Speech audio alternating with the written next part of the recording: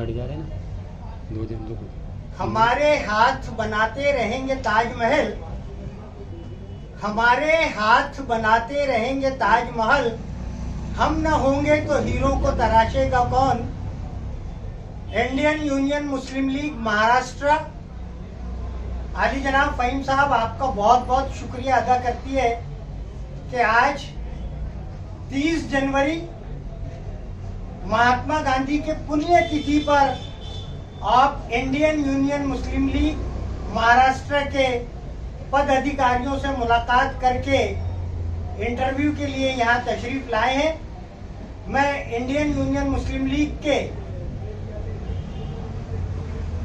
आली मकाम रहनुमा जनाब शमीम सादिक साहब, आली मर्तबत गुलाम नबी साहब, मुअज़्ज़िज़ व मोहतरम इकबाल अहमद साहब और हमारे अजीज मुस्लिम लीगी साथी काजी रियाजुद्दीन साहब की तरफ से आप तमाम का खैर मकदम करता हूँ, इस्तकबाल करता हूँ। मैं नाचीज नज़ीर फरहत जो कि IUML महाराष्ट्र का जनरल सेक्रेटरी मुंतखब हुआ हूँ।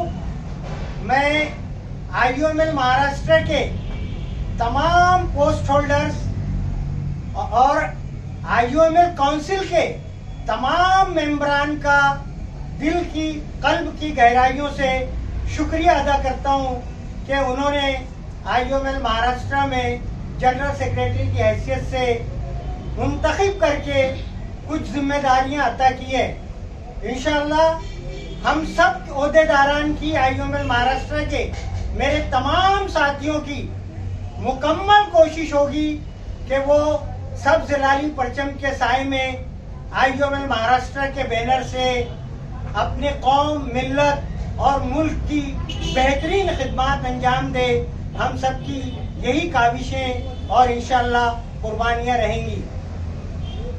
बात मुख्तसर अर्ज करते हुए मैं इतना ही कहूँगा कि आज IUML महाराष्ट्र की जानिब से हम सबसे पहले हमारे आदरणीय राष्ट्रपिता महात्मा गांधी को खराज अकीदत पेश करते हैं, खराज तहसीन पेश करते हैं कि हमारे राष्ट्रपिता ने हमारे भारत के सबसे अजीम रहनुमा ने देश को अंग्रेजों की गुलामी से आजाद कराया। इस आजादी के अंदर, इस आजादी की जंग के अंदर मैं आपको एक बात अर्ज करते चलूंगा कि राष्ट्रपिता ने इंडियन नेशनल कांग्रेस के बैनर से देश के अंदर आजादी की लड़ाई छेड़ी थी। लेकिन मैं तारीख का स्टूडेंट हूं और मैं चाहता हूं कि तारीख के जो औराक हैं वो आप तक पहुंचे, आप तक उनकी मालूमात पहुंचे। इसलिए मैं अर्ज कर रहा हूं कि हमारी आजादी की पहली लड़ाई सन 1857 में लड़ी गई थी, जिन्हें अंग्रेजों ने गदर और बगावत का नाम दिया था।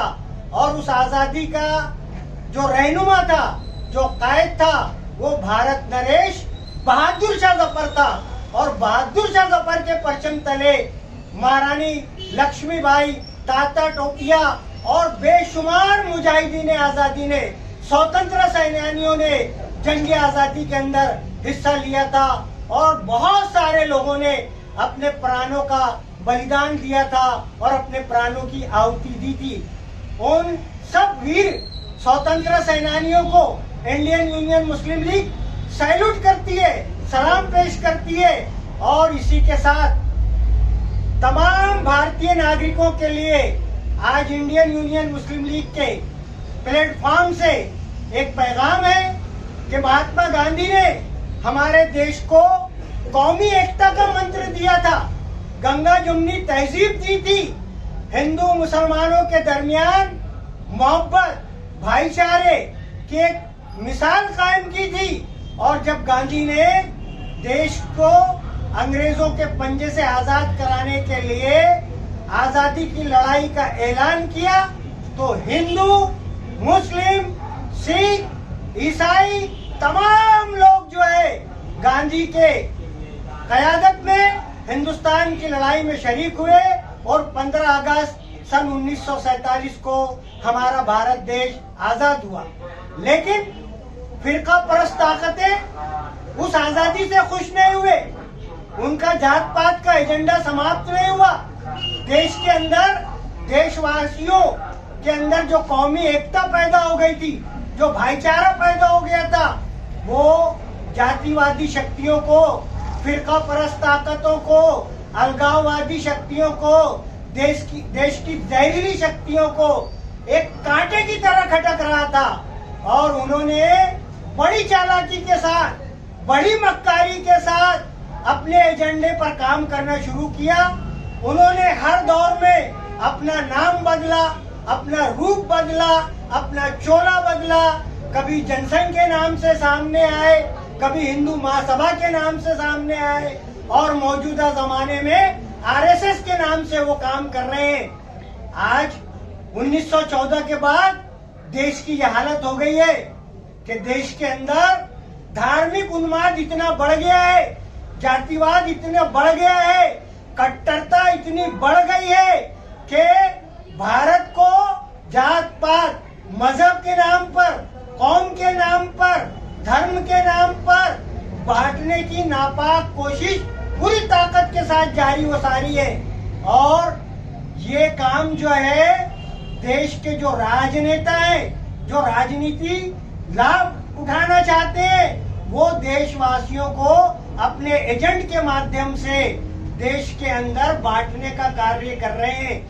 आज बहुत जरूरत बढ़ गई है, बहुत ज्यादा जरूरत बढ़ गई है कि हम महात्मा गांधी के पैगाम को आम करें, गंगा जमनी तहजीब को आम करें, देश के अंदर कौमी एकता, भाईचारा, प्रेम और मुल्क के रहने वाले सब लोगों में मोहब्बत कायम करने के लिए, एकता कायम करने के लिए, प्रेम कायम करने के लिए और देश के विकास के लिए हम सब भाइयों को आपस में जोड़ने का भरपूर प्रयत्न करें, भरपूर कोशिश करें, भरपूर मेहनत करें। यही हमारी महात्मा गांधी जी को सबसे बड़ी श्रद्धांजलि होगी, सबसे बड़ा खराज अकीदत होगा, सबसे बड़ा खराज तहसीन होगा और देश की सबसे बड़ी सच्ची और असली खिदमत होगी।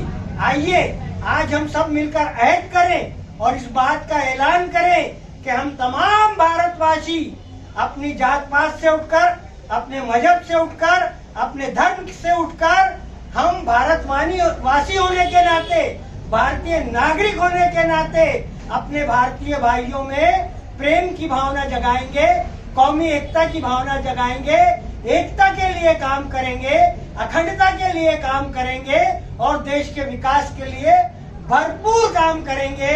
यही हमारा हम सबका अहद होना चाहिए और हम सबकी कोशिश और हम सबका कार्य होना चाहिए। मैं इतना ही कहकर अपने 2 शब्द खत्म करूंगा।